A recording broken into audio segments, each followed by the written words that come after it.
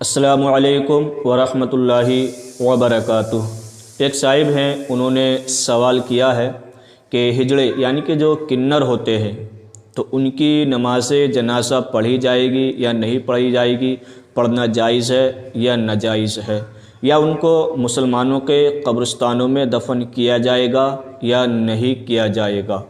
बहुत ही उम्दा, बहुत ही बेहतरीन सवाल किया है। तो गुजारिश है वीडियो के एंड तक बने रहें, और अगर नए हैं चैनल पर तो चैनल को सब्सक्राइब करने की कोशिश करें, और गुजारिश ये है कि अगर पसंद आए तो दूसरों तक भी पहुंचाने की कोशिश करें। तो आइए मसले की तरफ चलते हैं। और एक बात ये याद रखना कि वीडियो को आगे बढ़ा कर ना देखिएगा ताकि मसला आपके समझ में ना आ पाए। तो गुजारिश है एक तरफ से ही वीडियो देखने की कोशिश करें ताकि आप मसले की वजाहत पूरे अच्छे तरीके से जान सकें। आइए मसले की तरफ चलते हैं।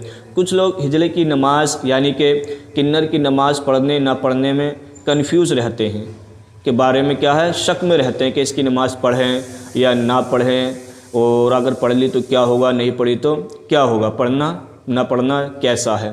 तो याद रखें कि अगर मुसलमान है किन्नर यानी कि हिजड़ा यानी किन्नर अगर मुसलमान है तो उसकी नमाज जनाज़ा पढ़ी जाएगी। क्या है, उसकी नमाज जनाज़ा क्या है, पढ़ी जाएगी, और उसको मुसलमानों के कब्रिस्तान में भी क्या है, दफन किया जाएगा। ठीक है, याद रखें अगर किन्नर मुसलमान है तो उसकी नमाज जनाज़ा भी पढ़ी जाएगी और उसको मुसलमानों के कब्रिस्तान में दफन भी किया जाएगा। कुछ लोग पूछते हैं कि हिजड़े यानी कि किन्नर की नमाज की नियत किस तरीके से है, और उसमें जो दुआ पढ़ी जाती है वो दुआ किस तरीके से पढ़ेंगे, क्योंकि मर्द की दुआ अलग होती है और औरत की दुआ अलग होती है। तो शायद उन इस्लामी भाइयों को ये मालूम नहीं कि जो ये कंफ्यूज रहते हैं कि मर्द की और औरत की दुआ अलग होती है, जिस उसमें कंफ्यूज जो रहते हैं कि किन्नर की नमाज जनाज़ा में दुआ कौन सी पढ़ी जाएगी, और मर्द की जो होती है अलग होती है और औरत की जो होती है अलग होती है।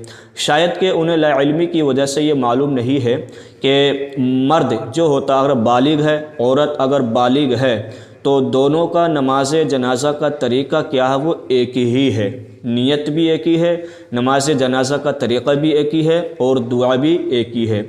जो बालिग मर्द है तो जो बालिग मर्द के लिए दुआ पढ़ी जाएगी वो बालिग औरत के लिए भी वही दुआ पढ़ी जाएगी, नियत भी एक ही तरीके से की जाएगी, कोई इसमें फ़र्क वाली बात नहीं है।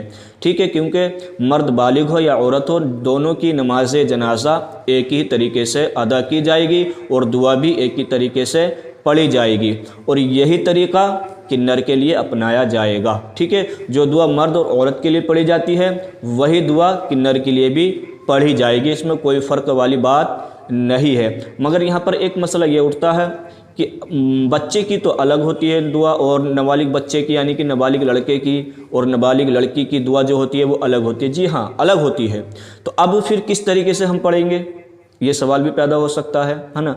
तो ये याद रखें कि अगर नाबालिग बच्चा है या नाबालिग बच्ची है तो उन दोनों की दुआएं जो होती हैं नमाज जनाज़ा की दो अलग अलग हुआ करती हैं। ठीक है, तो अब यहाँ पर ये देखा जाएगा अगर नाबालिग यानी कि किन्नर यानी कि हिजड़ा यानी किन्नर जो होता है अगर वो नाबालिग है यानी कि बच्चा है, तो अगर आप चाहें तो नाबालिग लड़के की दुआ भी पढ़ सकते हैं, और अगर आप चाहें तो नाबालिग लड़की की दुआ भी पढ़ सकते हैं।